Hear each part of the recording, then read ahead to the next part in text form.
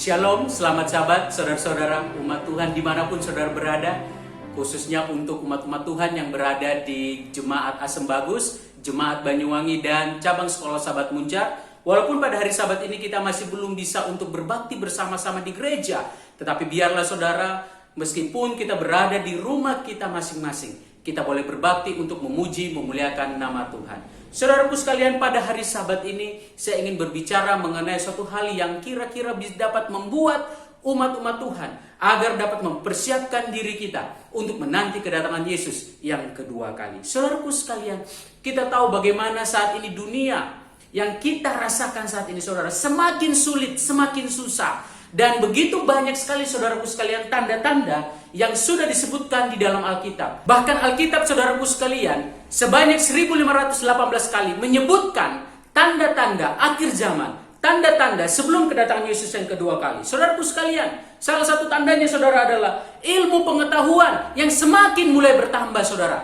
Di mana saudara melihat dunia saat ini saudara begitu canggih dengan ilmu pengetahuan yang ada. Lalu matahari mulai menjadi gelap. Saudara mulai melihat seringkali adanya fenomenal-fenomenal yang terjadi dengan matahari, gerhana matahari yang setiap saat saudara mungkin saudara akan saksikan dibanding dengan tahun-tahun yang lalu saudara. Lalu bulan menjadi darah saudara, ya.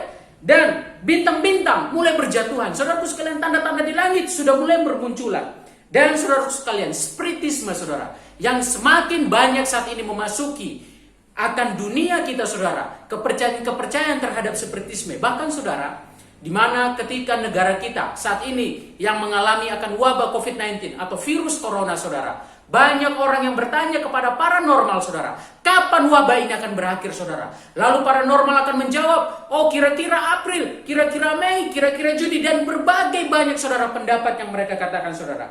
Tetapi saudaraku sekalian, itulah tanda-tanda kedatangan Yesus yang kedua kali, di mana spiritisme semakin merajalela. Lalu saudaraku sekalian, materialisme, keduniawian saudara. Begitu banyak saat ini orang-orang yang ingin hanya memperkaya akan dirinya saudara, memikirkan harta dunia, sehingga dia melupakan akan harta yang di surga. Lalu saudaraku sekalian, bagaimana ada huru hara yang terjadi saat ini saudara, di dunia kita ini saudara, di mana terjadi perselisihan, pertengkaran dimanapun saudara, oleh karena berbagai hal saudaraku sekalian, demi kepentingan masing-masing. Selanjutnya, wabah penyakit. Bagaimana saudaraku sekalian, saat ini kita melihat dunia, negara kita saudara, menghadapi akan wabah penyakit, yaitu COVID-19 atau virus corona saudara. Tetapi saudara, ini adalah bagian daripada tanda-tanda sebelum Yesus akan datang segera. Kelaparan saudara, saat ini begitu banyak juga orang yang lapar. Mungkin saudara saat ini kita bisa makan dengan kenyang. Tetapi saudara, ada di berbagai tempat saudara, di belahan dunia yang lain saudaraku sekalian, ada umat-umat Tuhan, ada saudara-saudara kita saudara yang saat ini merasakan akan kelaparan. Tetapi saudaraku sekalian, itu adalah bagian daripada tanda-tanda kedatangan Yesus yang kedua kali. Lalu selanjutnya saudaraku sekalian, krisis ekonomi saudara. Alkitab pun menyebutkan krisis ekonomi adalah tanda kedatangan Yesus yang kedua kali. Lalu ada peperangan, terorisme. Saudara lihat bagaimana peperangan yang terjadi di dunia ini saudara, terorisme yang terjadi saudara. Selanjutnya saudara, adalah permusuhan. Saudara melihat bagaimana saat ini saudara, terjadinya permusuhan antar negara, antar kelompok, antar pendukung saudara. Bahkan saudara, permusuhan itu bukan hanya ada di lingkungan luas saudara, bahkan di gereja, bahkan saudara, di dalam rumah tangga kita masing-masing. Saudaraku sekalian, saat ini juga kita melihat bagaimana meningkatnya frekuensi bencana saudara. Saudara lihat bagaimana bencana-bencana yang saat ini saudara alami. Saudara dihadapkan kepada bencana seperti banjir, ada bencana seperti badai, ada gelombang tsunami, gempa bumi saudara, dan intensitasnya semakin tinggi. Saudaraku sekalian, ini semua adalah bagian dari tanda-tanda kedatangan Yesus yang kedua kali. Saudaraku sekalian, apabila kita melihat di dalam Lukas 21 ayatnya yang ke-26 berkata saudara, Lukas pasalnya yang ke-21 ayatnya yang ke-26, orang akan mati ketakutan karena kecemasan, berhubung dengan segala apa yang menimpa di bumi ini, sebab kuasa-kuasa langit akan goncang. Saudara lihat bagaimana orang mulai takut, saudara. Takut, cemas. Dan saat ini saudara, kita melihat bagaimana orang takut. Orang takut terkena virus corona, saudara, atau COVID-19, saudara. Bahkan saudara lihat di mana ada orang-orang yang pergi untuk berbelanja di pasar menggunakan pakaian APD, ya. Itu adalah pakaian yang digunakan khusus untuk perawat ataupun dokter ketika mereka menangani pasien COVID-19. Tetapi saudara, masyarakat biasa pun menggunakan itu, saudara, karena takut, cemas. Bahkan saudara, jangan sampai, saudaraku sekalian, saya mau katakan jangan sampai, saudaraku sekalian, kita bukan mati karena wabah penyakit COVID-19 atau wabah virus corona. Jangan sampai, saudara, kita mati oleh karena kita takut, saudara. Cemas, takut. Bagaimana yang kita hadapi saat ini, saudara. Hati-hati, saudara. Mari kita jaga pikiran kita. Kita jaga pola pikir kita, saudara. Sehingga kita tidak memiliki akan perasaan ataupun pikiran yang stres berlebihan, sehingga kita merasa menjadi cemas, dan itu menimbulkan ketakutan bagi kita, sehingga saudara kita bisa sakit, bahkan saudara kita bisa mati. Saudaraku sekalian, apabila kita melihat di dalam Matius 24 ayatnya yang ke-14, Matius 24 ayatnya yang ke-14, saudara bisa buka di dalam Matius 24 ayatnya yang ke-14. Di sana dikatakan, saudara, dan Injil kerajaan ini akan diberitakan di seluruh dunia menjadi kesaksian bagi semua bangsa. Sesudah itu barulah tiba kesudahannya. Saudaraku sekalian, ini adalah janji Alkitab yang pasti, saudara, di mana salah satu tanda kedatangan Yesus yang kedua kali adalah ketika Injil itu akan diberitakan dan tersampaikan ke seluruh dunia pada zaman ini. Amin, saudaraku sekalian. Saudaraku sekalian, saat ini kita sedang menunggu atau menantikan di mana tanda kedatangan Yesus yang kedua kali, di mana saudara dan saya akan dipaksa, saudara dan saya akan disuruh untuk berbakti pada hari Minggu, di mana akan terbit undang-undang hari Minggu, saudara. Padahal saudara, Alkitab dengan jelas, saudara, Alkitab dengan jelas berkata kepada saudara dan saya bahwa hari perbaktian yang benar ialah pada hari Sabat, saudara.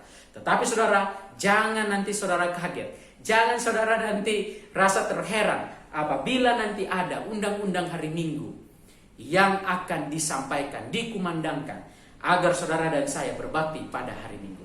Saudaraku sekalian, di dalam Wahyu 22 ayat yang ke-12. Wahyu 22 ayat yang ke-12, mari kita buka. Wahyu pasalnya yang ke-22 ayatnya yang ke-12. Di sana dikatakan, saudaraku sekalian, sesungguhnya aku datang segera dan aku membawa upahku untuk membalaskan kepada setiap orang menurut perbuatannya. Yesus akan datang segera, saudara. Yesus akan datang untuk membawa upah bagi umat-umatnya. Saudaraku sekalian, inilah janji kepastian bagi saudara dan saya. Di mana upah itu, saudara? Ialah upah keselamatan, upah kehidupan kekal yang akan diberikan kepada umat-umatnya yang ditemukan tidak bercacat celah. Saudaraku sekalian, saya mau katakan saudara pada saat ini bahwa hanya Yesuslah penghibur saudara dan saya saat ini.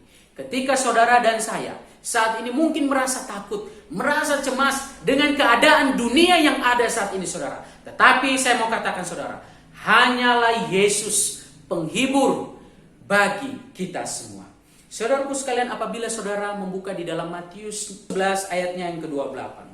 Matius 11 ayat 28 berkata, marilah kepadaku semua yang letih lesu dan berbeban berat, aku akan memberi kelegaan kepadamu. Saudara, ini adalah janji kepastian yang Yesus berikan kepada umat-umatnya pada saat ini, saudara. Bahwa Yesus akan menolong saudara dan saya, akan memberikan kelegaan bagi saudara dan saya. Walaupun saudara saat ini kita merasa letih, merasa lesu, ataupun kita merasa berbeban berat. Tetapi saudara, Yesus akan memberikan kelegaan bagi saudara dan saya. Saudaraku sekalian, bagaimana saudara saat ini kita menghadapi masalah yang begitu banyak, saudara. Di mana saudara mungkin letih dan lesu dan berbeban berat, saudara. Dan saat ini saudara, bagaimana masalah itu datang kepada saudara dan saya. Masalah-masalah yang seringkali kita hadapi setiap saat. Seperti keuangan, saudara. Masalah keuangan. Apalagi dengan wabah ini, saudara. Mungkin saudara yang memiliki pekerjaan, saat ini penghasilan saudara mungkin menurun, keuntungan saudara menurun. Bahkan gaji saudara, mungkin gaji saudara di dalam pekerjaan saudara masing-masing mungkin disesuaikan, dikurangi. Tetapi saudaraku sekalian, Yesus berkata bahwa dia akan menanggung itu semua saudara. Yesus berkata dia akan menolong saudara dan saya. Saudaraku sekalian, bukan hanya masalah keuangan, masalah pencobaan saudara. Saudara sedang saya saat ini sedang dicobai. Bagaimana? Tuhan izinkan pencobaan itu saudara. Tetapi Alkitab sudah berkata saudara, bahwa pencobaan-pencobaan yang saudara dan saya alami tidak akan pernah melebihi kekuatan kita. Penyakit saudara, penyakit yang saat ini saudara dan saya rasakan, bukan hanya penyakit wabah corona atau COVID-19 saudara.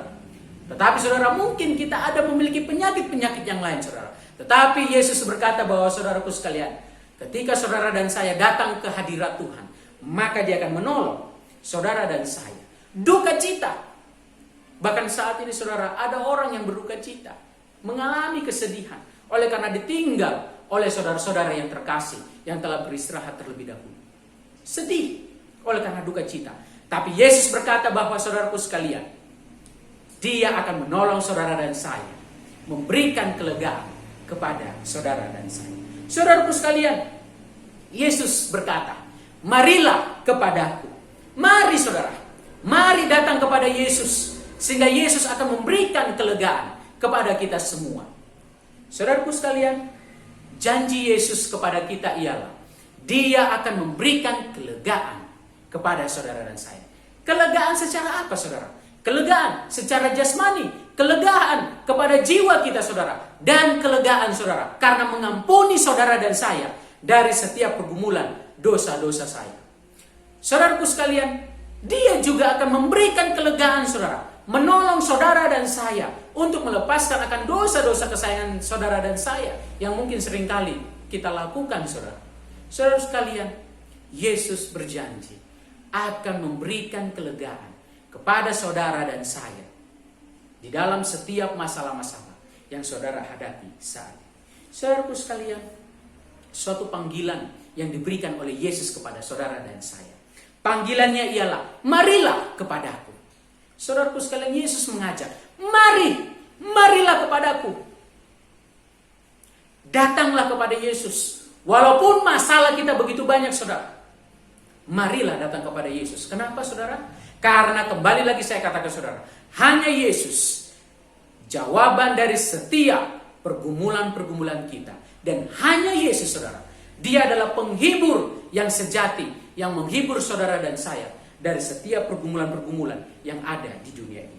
Saudaraku sekalian, apabila kita membuka di dalam 2 Korintus 1 ayat 3 sampai 5. 2 Korintus pasal 1 ayat 3 sampai ayat yang kelima.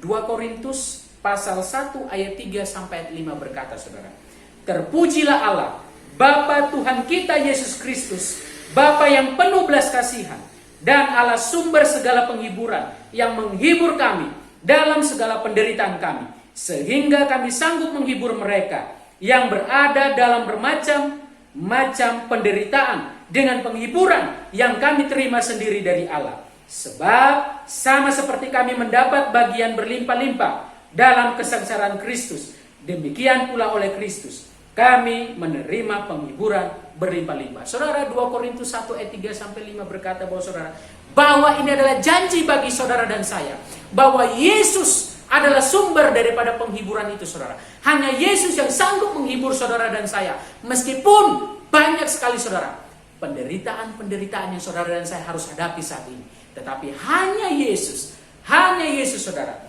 yang sanggup memberikan kelegaan kepada saudara dan saya.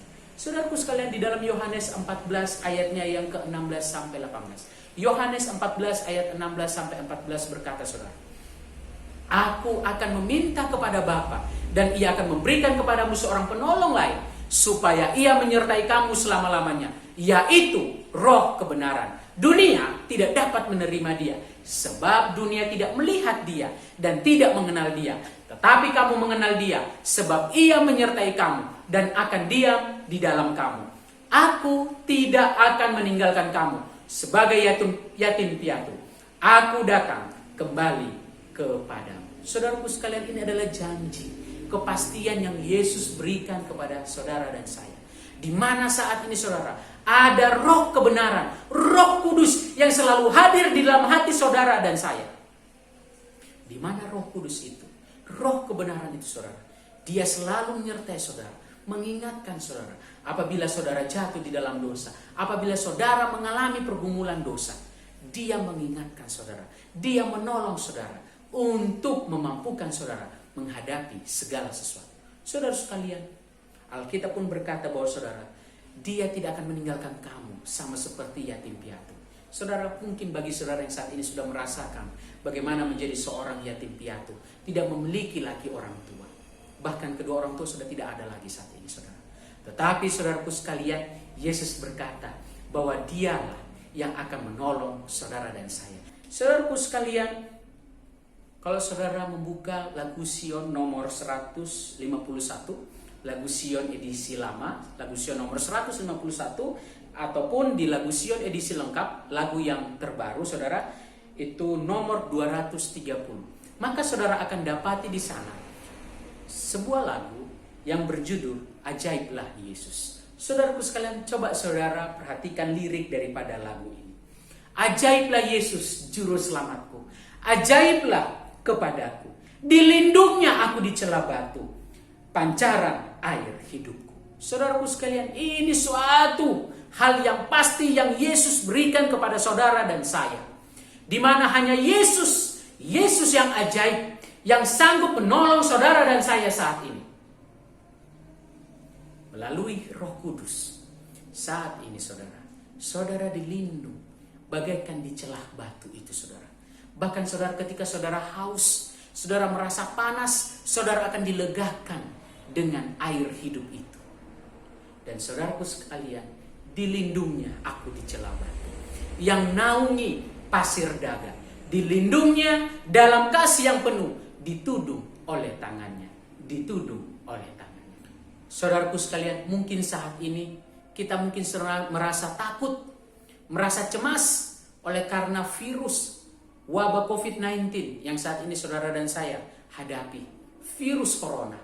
Mungkin berita-berita yang saudara dapatkan di WA membuat saudara seringkali mungkin merasa cemas, merasa takut.